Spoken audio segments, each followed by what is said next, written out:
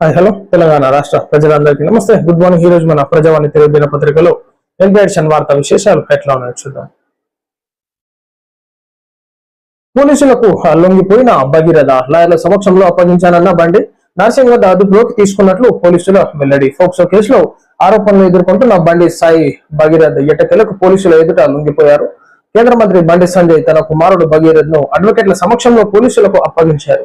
చట్టం మీద గౌరవంతోనే భగీరథను పోలీసులకు అప్పగించాలని చెప్పేసి బండి సంజయ్ గారు అంటా ఉన్నారు. సో తప్పు లేనప్పుడు కోర్టు తన పని తాను చేసుకుంటూ పోతుందని అన్నప్పుడు ఖచ్చితంగా ఈనాడు మొదటి రోజే ఆ సాక్ష్యాధారాలను తీసుకొని ప్రజల ముందుకు, మీడియా ముందుకు వచ్చి సాక్ష్యాధారాలను చూపించేదండి పోలీసుల ఎదుట లొంగిపోయేదండి.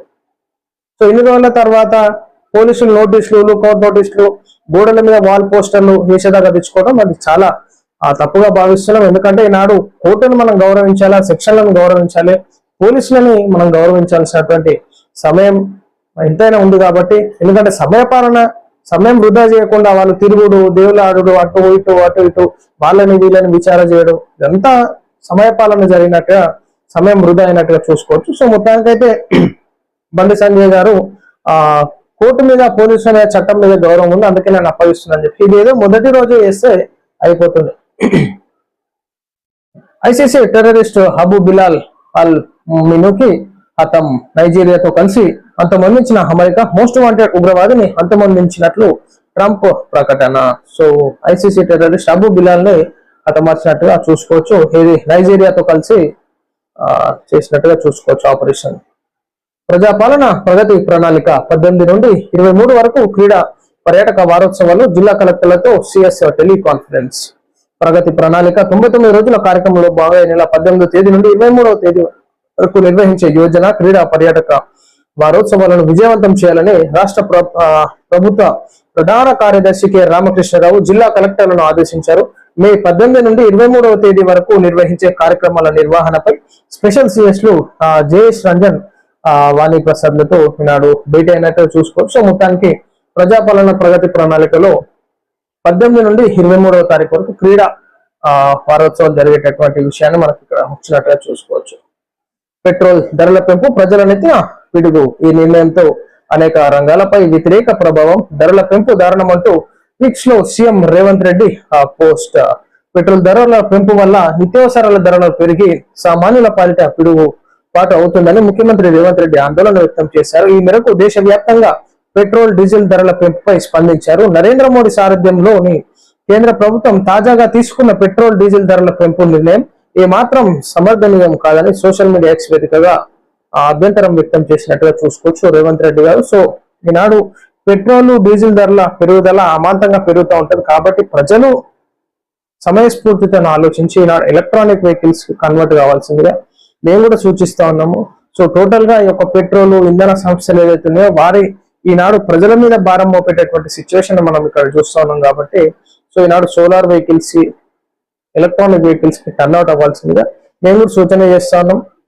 ఈనాడు గవర్నమెంట్ కూడా సూచిస్తా ఉంది ప్రజలకి ఎలక్ట్రానిక్ వెహికల్స్ ని వాడండి, పొల్యూషన్ ని కంట్రోల్ చేయండి అనే విధంగా కూడా తీసుకొస్తా ఉన్నారు కాబట్టి, సో ఖచ్చితంగా ప్రజల మీద ఈ భారం పడకుండా ప్రజలకి ఈనాడు ఎలక్ట్రానిక్ వెహికల్స్ మీద సబ్సిడీ ఇవ్వాల్సింది కూడా మేము రిక్వెస్ట్ చేస్తా ఉన్నాం. జూన్ 25 నుంచి సార్ ప్రక్రియ. ఇంటింటికి వెళ్లి బిఎల్ఓల పరిశీలన.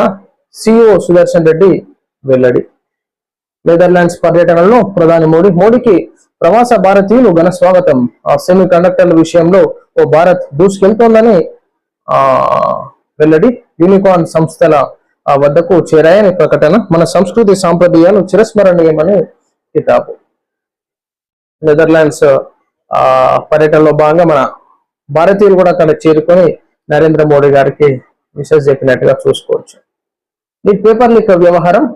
ధర్మేంద్ర ప్రధాన్ ను తొలగించండి, మోడీని డిమాండ్ చేసిన రాహుల్. సంచలనం సృష్టించిన నీట్ ప్రశ్నపత్రం లీక్ కు సంబంధించి కేంద్రంపై లోక్సభలో విపక్ష నేత రాహుల్ గాంధీ శనివారం నాడు విమర్శలు కొనసాగించారు. తక్షణం కేంద్ర విద్యాశాఖ మంత్రి ధర్మేంద్ర ప్రధాన్ ను తొలగించాలని చెప్పేసి ఈనాడు రాహుల్ గాంధీ గారు డిమాండ్ చేస్తున్నారు. సో ఖచ్చితంగా ఈనాడు ఏదైతే ఈ నీట్ పేపర్ లీక్ వ్యవహారము ఎవరు ఉన్నారో అందరినీ అలాగే వారిని ఖచ్చితంగా చట్టపరంగా శిక్షించాల్సిందే కోరు. ఎందుకంటే ఎంతో మంది, లక్షల మంది విద్యార్థుల జీవితాలను నాశనం చేసినటువంటి సిచ్యువేషన్ ఇది. మరలా ఎగ్జామ్లు కండక్ట్ చేయాలంటే మళ్ళా ఎన్నో రోజులు వెయిట్ చేయాల్సి ఉంటుంది.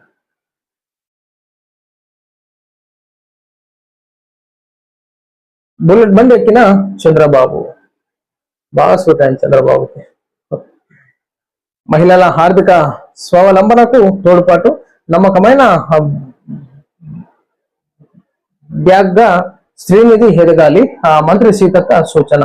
ఉద్యోగుల హక్కులతో పాటు విధులు కూడా గుర్తుంచుకోవాలని మంత్రి సీతక్క సూచించారు. శ్రీనిధి సంస్థను అందరం కాపాడుకోవాలన్నారు. మహిళల ఆర్థిక స్వావలంబనకు శ్రీనిధి తోడ్పాటు అందిస్తోందని వెల్లడించారు.